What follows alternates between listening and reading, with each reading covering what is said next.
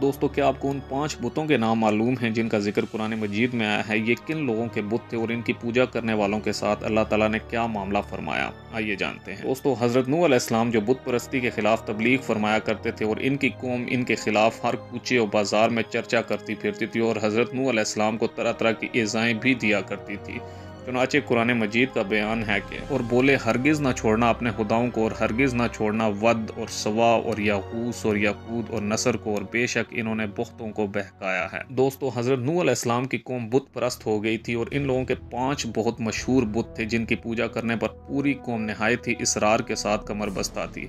इन 5 बुतों में वद, सवा, याऊस, याऊक और नसर शामिल थे। दोस्तों, इन 5 बुतों के बारे में हज़रत उर्वा बिन ज़ुबैर रज़ियल्लाहु तआला अन्हुमा का बयान है कि हज़रत आदम अलैहिस्सलाम के ये 5 फर्जंद थे जो नहायत ही दीनदार और इबादत गुजार थे और लोग इन 5 के बहुत ही मोतक़िद और मुहिब थे।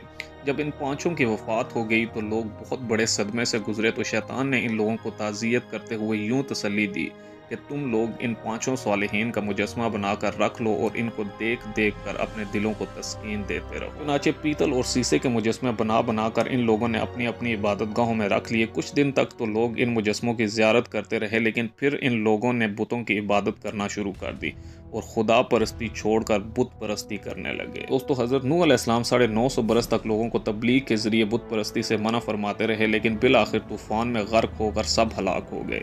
मगर शैतान अपनी चालों से बाज नहीं आया और हर दौर में अपने वसवसों के जादू से लोगों को इस तौर पर बुत परस्ती सिखाता रहा कि लोग अपने सालिहीन की तस्वीरें और मुजस्मे बनाकर पहले तो कुछ दिनों तक इनकी ज़ियारत करते और इनके दीदार से अपना दिल बहलाते और बाद में इनकी पूजा शुरू कर देते। दोस्तों, इस तरह शिर्क और बुत परस्ती की लानत में दुनिया गिरफ्तार हो गई और खुदा परस्ती और तौहीद खालस का चिराग बुझने लगा, जिसको रोशन करने के लिए अम्बिया साबिकीन यके बाद दीगरे बराबर मबूस होते रहे।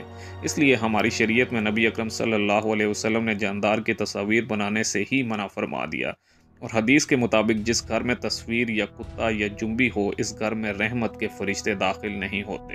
दोस्तों, मज़ीद इन्फॉर्मेटिव वीडियोस देखने के लिए मेरे चैनल को लाइक करें, सब्सक्राइब करें एंड कमेंट करें।